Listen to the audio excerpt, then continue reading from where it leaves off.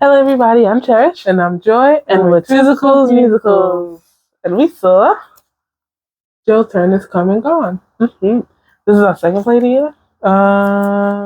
We saw Pier 13. Yes. Yeah, right. Yeah. Second play of the year. August Wilson. Not at the August Wilson, but it's a August Wilson play. And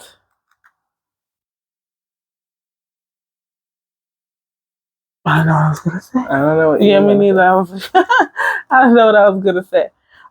It wasn't really it was on our radar, that's not true. I think we've managed to see all of wait trying to I feel like you're not in this. Oh. There you go. Okay. You were getting like happy face. Sorry. I was just gonna scooch back. We've seen a few August Wilson plays now. Mm-hmm. I think Jitney being the first one that we saw, and then we saw the piano lesson. That is August Wilson, right? Yeah. Yeah. And Joe Turner's Come and Gone, I guess. Is that it? Oh. I just swore there was something else. No, we definitely were alive and well for Fences. That revival that had was it Denzel? I think Denzel. Yeah. But we didn't see it. No, but we didn't see it. Dang. I just swore there's something else, but maybe not. I almost said it was Choir Boy, but Choir Boy is so different than anything. August Wilson would have done that, so I don't think that was him. But I mean, I know it's not him now. But so maybe that was it. Ooh, the win. Okay. I don't know. It was exactly what you would expect from an August Wilson show. I was just telling Joy, I was like, I'm just ready for the drama because he will bring drama and spirituality and like the plights of the Negro. It's very much him, and it takes place in Pittsburgh, of course.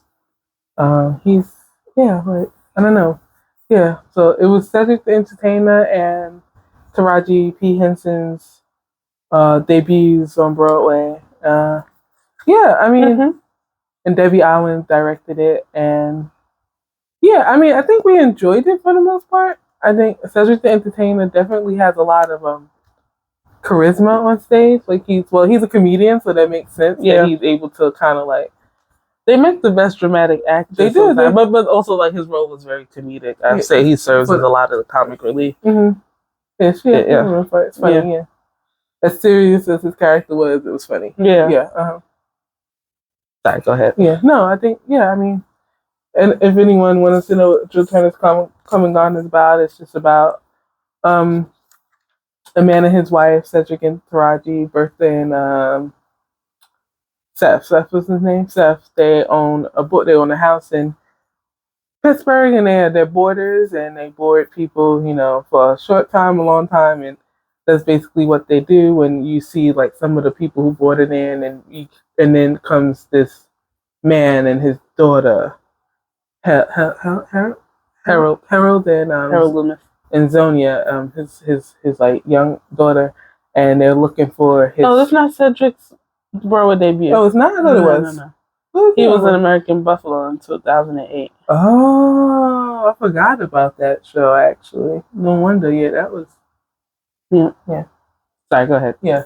And this man, Harold, is looking for his wife, and it's been like years he's searching for her, and he's basically... he's a very dark character. Like, he's different, and Seth kind of brings that up every time he sees him, like something's not right with him. Right. And then you also get like one of the boarders, who's played by Ruben Santiago husband. Then what was this character's name?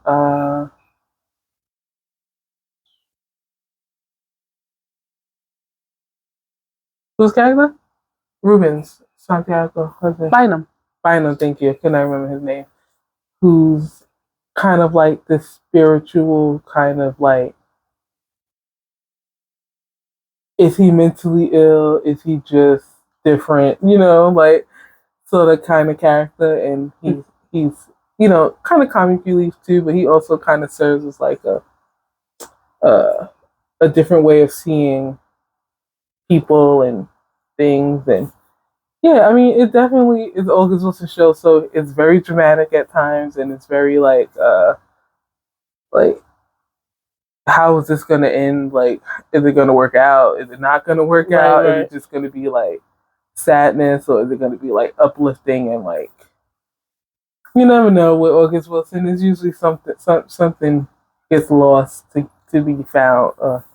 You know, I don't know. I don't know. So there's a lot of characters. I know August Wilson doesn't do small shows. He definitely has a lot of characters. You think it's a lot? You don't think there's a lot of people on the show? No, I didn't feel that way. There's a lot of people. Huh. I mean, he definitely likes the ensemble. Yeah, but like, it's not like most plays usually just have like. I mean, there's a lot of people like, and everyone had like their own like. It's not like I'm used to like 4 or 5 people, but there's like a lot of people. Let's see. 1, 2, 3, 4, 5, 6, 7, 8, 9, 10, 11.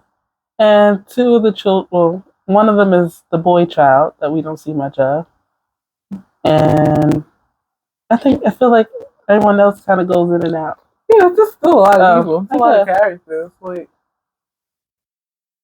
it's so interesting. The boys seem to share the role more, the little boys in the show, but the Zonia's character, the actress we saw, she does most of the performances, and the other child only does Wednesdays. Interesting, right? Yeah. I wonder why that is. Yeah. She looks younger, but it's kind of hard to tell with children in their headshots. In their headshots, but she was very, very good, and then when she was in the scenes, I did feel like anyway. So yeah, I feel like it's harder for children to be in plays than it is a musical. Like they actually just have to act. right, yeah. And what like people and like those are pretty acting people. It's pretty acting people. You can't phone it in on stage, so it's like, I don't know. It was like I felt for me, the show could have been a tad more spookier given the subject matter of the show. Right.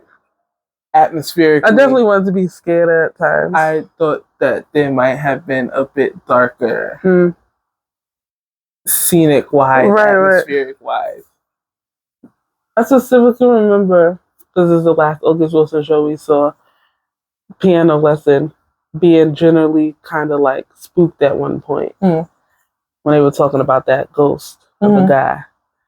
And yeah, I mean, Kenny Leon kind of in your face with his directions too. I think he can be a bit more like that. Is this Debbie's debut? No, right? No. Okay. Felicia did Purpose. Oh yeah, and that was very. I'm always positive about it. Focused, right? Felicia did, and it was very bright, a lot of light. And this one, I feel like we could have got a little darker. I don't know. It's still in preview, so maybe Debbie's still working things out herself, for what she can do. But I noticed Harold's character, when he shows up, I felt like it could have been built up a little more scarily. I mean, we saw Grey House, so you can do spooky in a short amount of time. Right. On the stage. It is possible.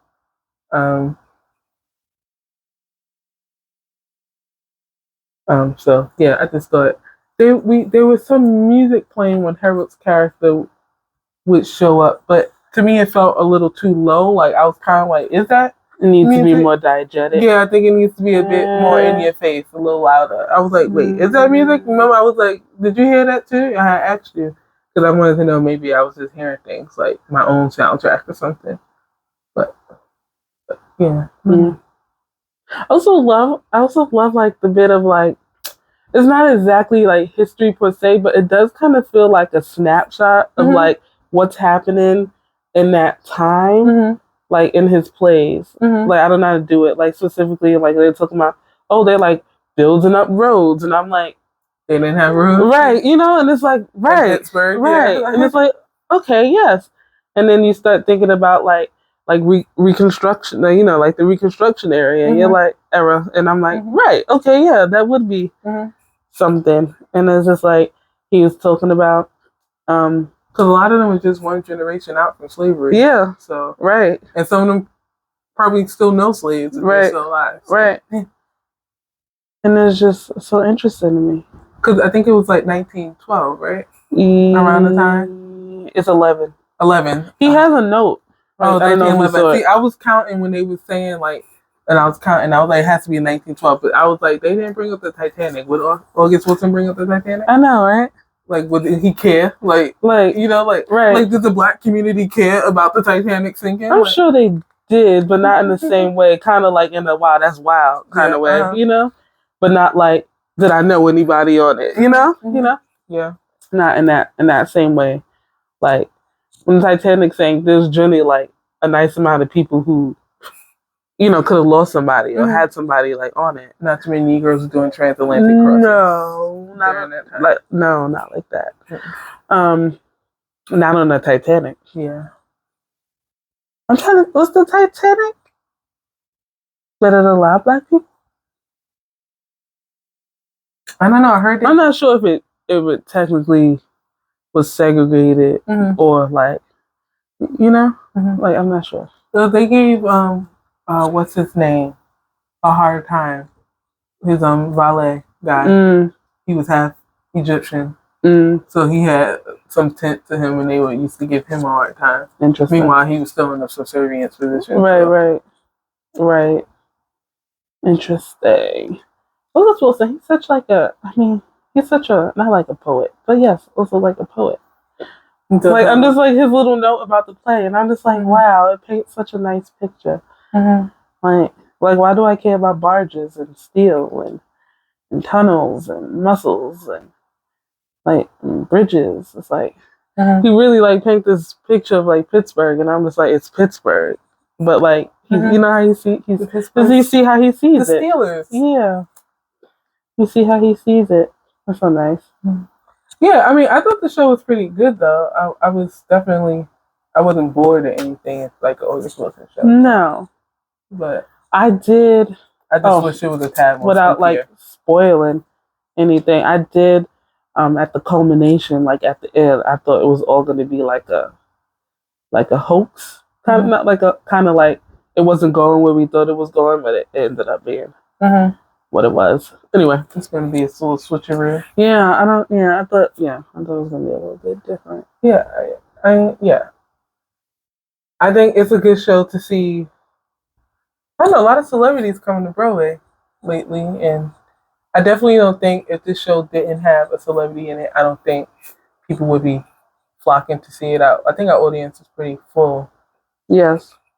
For the most, pretty full for a Monday night preview show. And this audience is definitely, it's like, and not in the same sense as Cats, is that it's not your regular Broadway audience, but like also like these are, it's like of a certain age. These people aren't here for the theater; they're here to see certain people in the theater. Right. That makes sense. Yeah. Like these are Cedric fans, these are Taraji fans, these are like Black aunties and their husbands and their girl groups and church groups, and it was a lot of like talking during the show, a lot of like like I get it, like culturally I understand why they felt the need to kind of engage with the show, but also like like you don't have to react out loud to everything. I mean, in Purpose, didn't they say it was okay to do that? Am I making that up?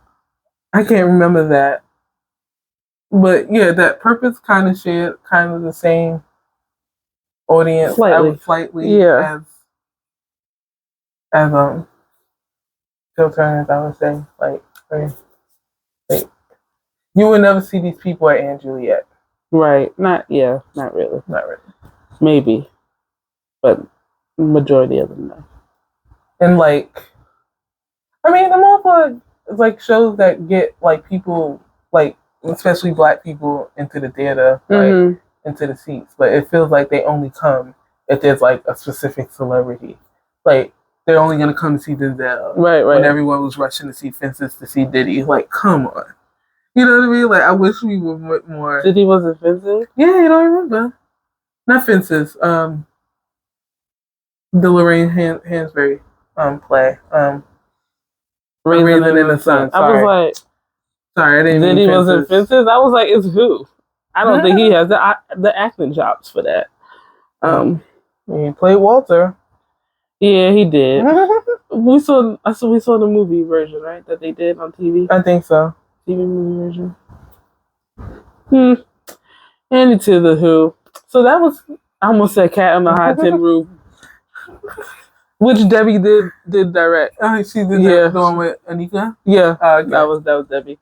Yeah, so that was that. I mean, I definitely I just wanted more spookier. Yeah. It just needed to be a little more chills, hair raising. Yeah, I did. It was good though, but I just needed a tad more. I get you. I'm with you on that.